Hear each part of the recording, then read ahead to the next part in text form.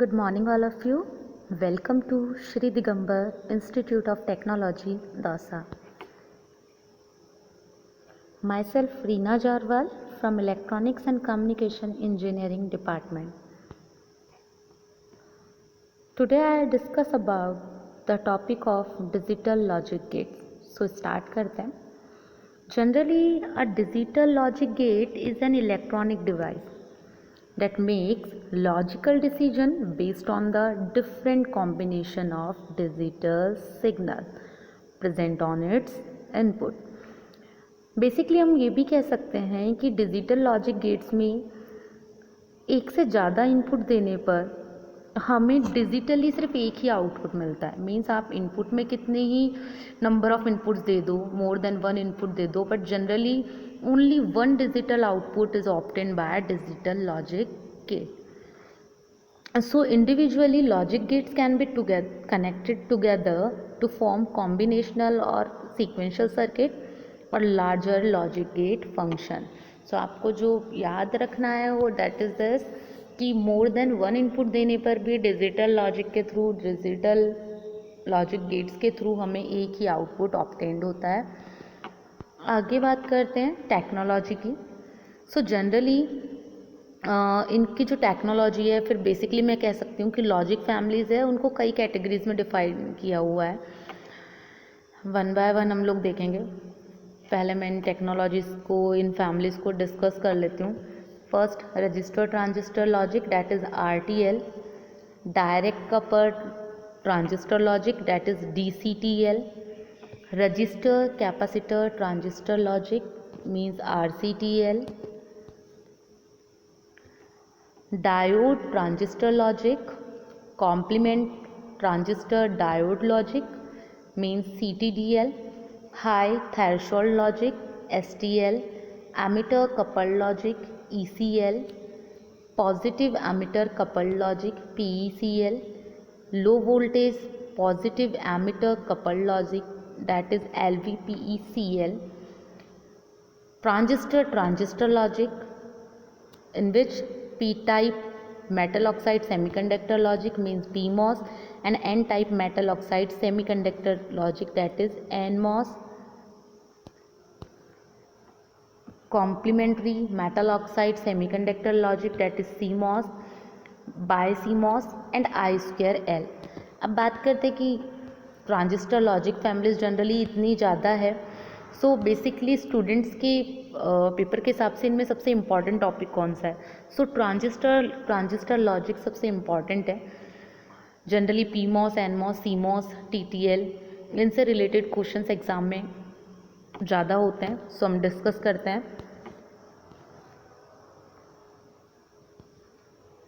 TTL logic families का सबसे important topic, that is TTL means transistor logic.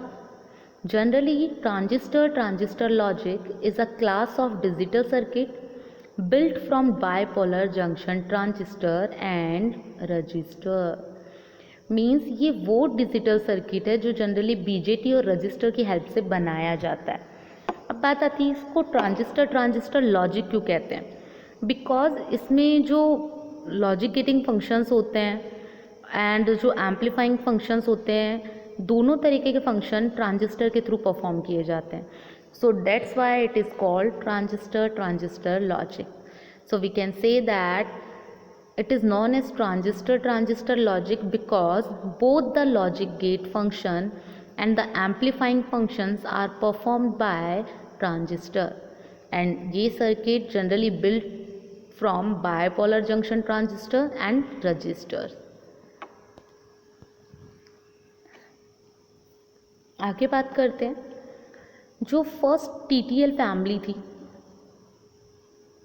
Means generally मैं ये कह सकती हूँ कि first TTL family integrated circuit की, वो जनरली सेल्वेनिया के थ्रू इंट्रोड्यूस की गई थी. जनरली एक Sylvania universal high level logic in 1963. So we can say that the integrated circuit of TTL was introduced by Sylvania as Sylvania Universal High Level Logic in 1963. Generally, it offered a wide range of logic gate, flip-flop, counter, and other circuit. So, next, the design of the input and output of TTL gates allowed many elements to be interconnected. This point is very important. And the many TTL logic gates are typically fabricated on single integrated circuit. Means basically आप ये कह सकते हैं कि जो TTL logic gates हैं वो basically IC पे fabricated होते हैं. IC means integrated circuit. In this, TTL is a digital logic design in which bipolar transistor act on direct current pulses. Means एक डिजिटल लॉजिक डिज़ाइन है जिसमें BJT direct current pulse की तरह काम करता है. जनरली इन जो TTL ICs होती हैं उनको 4 डिजिट नंबर से बिगिन किया जाता है एंड जनरली 4 डिजिट नंबर्स उसमें होते हैं TTL IC में, लेकिन उनकी जो बिगनिंग होती है वो जनरली 7-4 और 5-4 के थ्रू होती है. So TTL device employ transistor with multiple emitter in gates having more than one input. आगे बात करते हैं 7400 TTL सीरीज़ की. जैसा मैंने अभी बताया कि जो TTL सीरीज़ की IC होती है जनरली वो 4 डिजिट में होती है, स्टार्टिंग 7-4 या 5-4 के थ्रू करते हैं. सो जनरली जो TTL IC जो सबसे पहले डेवलप्ड हुई थी वो 1965 में डेवलप्ड हुई थी, जिसे स्टैंडर्ड TTL बोला जाता है. बट वो वर्जन अभी मार्केट में अवेलेबल नहीं होता है. TTL family use only transistor to perform basic logic operation. Means ये स्टार्टिंग में भी मैं बोल चुकी हूँ कि एम्पलीफाइंग के लिए, गेटिंग के लिए जनरली हम BJTs का यूज़ करते हैं. That's why it is known as TTL. सो जितने भी बेसिक लॉजिक ऑपरेशन है वो बायपोलर जंक्शन ट्रांजिस्टर के थ्रू ही परफॉर्म किए जाते हैं. The standard TTL is improved to a great extent over the year.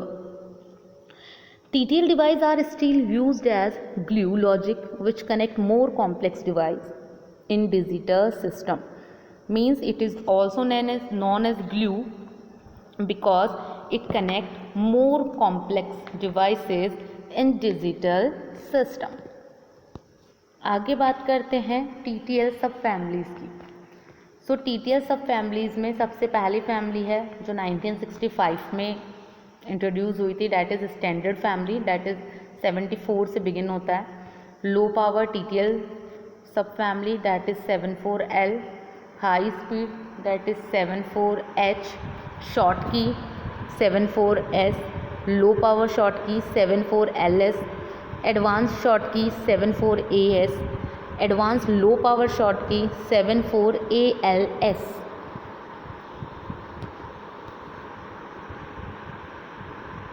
मैं आगे बात करने से पहले आपको बता देती हूँ, यहाँ जो ये डिजिट्स शो कर रहे हैं 74, 74L, ये उन डिजिट की बिगनिंग को बता रहा है कि जनरली जो स्टैंडर्ड TTL ICs होंगी वो 74 से स्टार्ट होंगी, लो पावर वाली होंगी वो 74L उसमें प्रेजेंट होगा, हाई स्पीड वाली में 74H.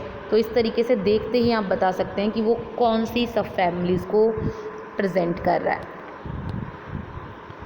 अब बात करते हैं जनरली जो TTL ICs होती हैं उनके जो भी डेजिग्नेशंस स्टार्ट होते हैं, मैंने बताया जैसे 74 एग्जाम्पल के तौर पे 7404, 74S86, 74ALS 161. 74 है यानी स्टैंडर्ड है. अब बात करते हैं 74S. 74S किस में था? शॉर्ट की, डैट मीन्स ये शॉर्ट की IC को रिप्रेजेंट कर रहा है. 74ALS किस में था? एडवांस लो पावर शॉर्ट की में. सो ये advance low power Schottky IC को रिप्रेजेंट कर रहा है. Generally it is the product of propagation delay and power dissipation. सो हम देखते हैं इसको आगे. पहले बात करते हैं कि प्रोपगेशन डिले जो होता है वो एक्चुअली में करता क्या है. So generally the propagation delay of a transistor circuit that goes into saturation depends mostly on two factors, that is storage time and RC time, and the pulse through a gate takes certain amount of time from input to output. Means generally जो pulse होती है किसी भी gate के through वो input से output में travel करने के लिए कुछ टाइम अमाउंट लेती है, एंड वही टाइम जो हमारा होता है वो कहलाता है propagation time. Means basically we can say that a pulse through a gate take certain amount of time from input to output is known as propagation time. Generally propagation time में जो भी डिले अराइव्ड होगा that is a propagation delay, and ये दो factors पे depend करता है, that is storage time and RC time constant. अब बात करते हैं हम 2 इनपुट TTL NAND गेट की, मोस्ट इम्पॉर्टेंट टॉपिक। अब 2 इनपुट TTL NAND गेट में देखो आप यहाँ पर 1 2 3 4 ट्रांजिस्टर यूज़ किए गए, 1 2 डायोड यूज़ किए गए एंड कुछ रजिस्टर्स यूज़ किए गए। सो जनरली पहले तो मैं आपको एक बता देती हूँ, यहाँ पर जो Q3 एंड Q4 का जो कनेक्शन हो रहा है इस तरीके के कनेक्शन को टोटम पोल कनेक्शंस कहा जाता है। सो बेसिकली हमें जो 2 इनपुट TTL NAND गेट है वो 4 transistor 2 diode and some resistors की हेल्प से बनाया जाता है, यानी कि कुछ रजिस्टर्स को रिक्वायर्ड करके उनके कॉम्बिनेशन को कनेक्ट करके सर्किट को डिज़ाइन करके 2 इनपुट TTL NAND गेट को ऑब्टेन किया जाता है। So this is the circuit diagram of 2 input TTL NAND gate. अब यहाँ पे देखिए परफॉर्म कैसे करता है। सबसे पहले देखिए जो Q1 है, ठीक है, सो जनरली जो इनपुट टर्मिनल है वो एमीटर है Q1 का, एंड जो आउटपुट टर्मिनल अगर आप देखेंगे तो कलेक्टर है Q2 का, अगर आपको दिखाई दे रहा हो, ठीक है, ये Q2 ट्रांजिस्टर है। सो बेसिकली हम कह सकते हैं input terminal the emitter of Q1 and output terminal collector of Q2। तो जैसे हमारे पास कोई इनपुट है जिसका लॉजिक है 0 मीन्स 0 इनपुट है, तो Q1 का जो एमीटर जंक्शन है वो फॉरवर्ड बायस हो जाएगा एंड इसका जो कलेक्टर जंक्शन है वो भी फॉरवर्ड बायस हो जाएगा, जिसकी वजह से हमारा जो Q1 ट्रांजिस्टर है वो सैचुरेशन रीजन में पहुंच जाएगा, एंड जो Q2 का बेस है वो लो वोल्टेज पे वर्क करने लगेगा, and because of this base emitter junction of Q2 reverse bias हो जाएगा, ठीक है। सो Q2 किस में पहुंच जाएगा, कट ऑफ रीजन में, एंड आउटपुट हमें क्या मिलेगा 5 वोल्ट पर 1। आप फिर से समझ लीजिए क्या दिया है इसमें, जो इनपुट टर्मिनल है वो Q1 का एमीटर है, आउटपुट टर्मिनल Q2 का कलेक्टर है। जैसे ही इस पर लॉजिक 0 इनपुट की तरह अप्लाई किया तो Q1 का जो एमीटर जंक्शन है और कलेक्टर जंक्शन है दोनों फॉरवर्ड बायस में चले जाएंगे, जिसकी वजह से Q1 ट्रांजिस्टर हमारा क्या हो जाएगा, सैचुरेशन रीजन में पहुंच जाएगा। Q2 का बेस लो होगा, एंड जैसे ही ये कंडीशंस अराइव होंगी हमारे पास जो बेस एमीटर जंक्शन होगा Q2 का वो रिवर्स बायस में आ जाएगा और कट ऑफ रीजन में ट्रांजिस्टर पहुंच जाएगा, जिसकी वजह से हमें 5 वोल्ट का आउटपुट मिलेगा और logic 1 as a output obtain होगा। इफ़ अगर हमारे पास इनपुट 1 है, ठीक है, तो Q1 पहले तो क्या था, फॉरवर्ड हुआ था, ये रिवर्स बायस में चला जाएगा, जिसकी वजह से रिवर्स बायस में जाने की वजह से वो कट ऑफ में पहुंच जाएगा, कलेक्टर वोल्टेज इंक्रीज़ होगा। तो ऑब्वियस सी बात है Q1 अगर हमारे पास रिवर्स है तो Q2 बायस किस में पहुंचेगा, हमारे पास फॉरवर्ड बायस में, जिसकी वजह से वो किस में पहुंच जाएगा, सैचुरेशन वोल्टेज पे, सैचुरेशन रीजन में, एंड आउटपुट क्या आएगा 0। हमेशा ध्यान रखना रिवर्स बायस में कोई भी ट्रांजिस्टर कट ऑफ की तरफ वर्क करता है और फॉरवर्ड बायस में सैचुरेशन की तरह। तो जब हमने 0 इनपुट दिया था तब Q1 फॉरवर्ड था तो सैचुरेशन मोड पे वर्क कर रहा था, और Q2 रिवर्स बायस था तो इस वजह से कट ऑफ रीजन पे वर्क कर रहा था और हाई आउटपुट दे रहा था। यहाँ पर जस्ट उल्टा है, यहाँ पर आउटपुट क्या देगा, 0 देगा, ठीक है। सो आगे बात करते हैं, हमने दिए हैं इनपुट में 1 0, जनरली ये सर्किट डायग्राम्स को रिप्रेजेंट कर रहे हैं Q1 Q2, and this is also represent the वही डायग्राम है, सिमिलर डायग्राम है, बस मैंने यहाँ टेबल के लिए उस डायग्राम को रिप्रेजेंट किया है फिर से। सो this is the truth table of AB bar, so that is this. यहाँ पर कुछ समराइज्ड फॉर्म में हमें डायग्राम के साथ वो सारी चीज़ें दी गई हैं, मैं ऐसे ही बता देती हूँ। जैसे ही हमारे पास emitter as a input work कर रहा है Q1 का, तो हमारे पास क्या होगा, जैसे Q1 पर हम लोग लॉजिक 0 अप्लाई करेंगे, Q1 फॉरवर्ड बायस में आ जाएगा, मींस उसका जो एमीटर जंक्शन है वो फॉरवर्ड बायस में चला जाएगा, जिसकी वजह से उसका कलेक्टर जंक्शन भी फॉरवर्ड बायस में हो जाएगा और Q1 ऑन हो जाएगा, मीन्स सैचुरेटेड हो जाएगा। जैसे ही वो सैचुरेटेड होगा उसकी वजह से जो हमारा Q2 है वो ऑफ होने लगेगा, उसका वो Q2 रिवर्स बायस में पहुंच जाएगा, कट ऑफ रीजन में काम करेगा, जिसकी वजह से हमें आउटपुट में क्या मिलेगा, हाई आउटपुट। लेकिन जब हमने इनपुट हाई दिया हो तो उस टाइम पे हमारे पास Q1 रिवर्स बायस में काम करेगा, जिसकी वजह से वो कट ऑफ रीजन में पहुंच जाएगा और ऑफ हो जाएगा। Q2 हमारा फॉरवर्ड बायस में काम करेगा एंड वो सैचुरेटेड रीजन में पहुंचने के बाद हमें आउटपुट में लो देगा, लो आउटपुट रिप्रेजेंट करेगा। So this is the summarized form of TTL NAND gate. अब बात आती है TTL NAND gate with open collector output.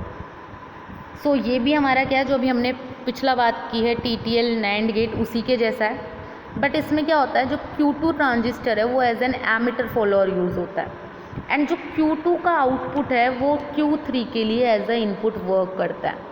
So basically हम कह सकते हैं कि जो कलेक्टर है Q2 का एंड Q3 का वो इन फेज होता है। जनरली ये एक पुल अप रजिस्टर यूज़ करता है externally between output and power supply. So this is the TTL open loop collector output. Means ध्यान रखिएगा, फिर से बोल रही हूँ, इसमें Q2 ट्रांजिस्टर एमीटर फॉलोअर की तरह काम करेगा। Q2 और Q3 के जो कलेक्टर होंगे वो जनरली इन फेज होंगे, क्योंकि Q2 का आउटपुट हम Q3 के लिए इनपुट की तरह वर्क कर रहे हैं। इसमें हमें कुछ एक्सटर्नल पुल अप के रजिस्टर्स की ज़रूरत पड़ेंगी आउटपुट और पावर सप्लाई के बीच में। So this is the TTL NAND gate with open collector output. इसका जो डिसएडवांटेज होता है वो ये होता है कि ये स्लो स्विचिंग स्पीड प्रोवाइड करवाता है। So this is the disadvantage of open collector output. यहाँ पर डायग्राम दिया हुआ है। सो ये हमारे पास डायग्राम हो गया। मैंने बताया था जैसे कि जो हमारे पास ट्रांजिस्टर सेकंड होगा उसका output as a input work करेगा फॉर ट्रांजिस्टर 3। सो जनरली ये कह सकते हो आप कि इनके जो कलेक्टर्स होंगे इन फेज होंगे एंड बेसिकली इसमें एक पुल अप रजिस्टर यूज़ किया जाएगा एक्सटर्नली, वो ये रहा, जो कि आउटपुट और पावर सप्लाई के बीच में यूज़ हो रहा है। अब बात आती है TTL NAND gate with totem pole means active pull up. Generally जो सर्किट मैंने दिखाया आपको उसमें क्या होता है कि Q1 और जो 4 किलो ओम का रजिस्टर होता है वो 2 इनपुट NAND गेट की तरह बिहेव करता है, वो हमें डायग्राम में दिख रहा था एंड बाकी का बचा हुआ circuit as a inverter work कर रहा था। और मैंने स्टार्टिंग में बोला था कि जो Q3 एंड Q4 का कनेक्शन हो रहा है वो एज अ टोटल पोल हो रहा है। टोटम पोल का मतलब है कि जब एक NPN ट्रांजिस्टर सीरीज में कनेक्ट हो with another NPN transistor, so that is totem pole. So with the totem pole output stays either Q3 or Q4 is on. When Q3 is on output is high and when Q4 is on output is low. Means इसमें फिर से मैं बोल रही हूँ, Q3 और Q4 registers को series में कनेक्ट किया जाता है। इसमें जब Q3 ट्रांजिस्टर ऑन होगा तो आउटपुट हाई जनरेट होगा एंड Q4 ट्रांजिस्टर जब ऑन होगा तो आउटपुट लो जनरेट होगा। जनरली जो A और B जब लो होंगे तो Q1 कंडक्ट करेगा एंड जो बेस होगा Q2 का वो ऑलमोस्ट 0 पे पहुंच जाएगा, जिसकी वजह से Q2 कट ऑफ में पहुंच जाएगा एंड Q4 भी बेसिकली कट ऑफ रीजन में पहुंचने लगेगा, जिसकी वजह से Q3 का बेस हाई हो जाएगा एंड Q3 एमिटर फॉलोअर की तरह वर्क करने लगेगा। तो वो कंडीशन तो जब A एंड B लो थे।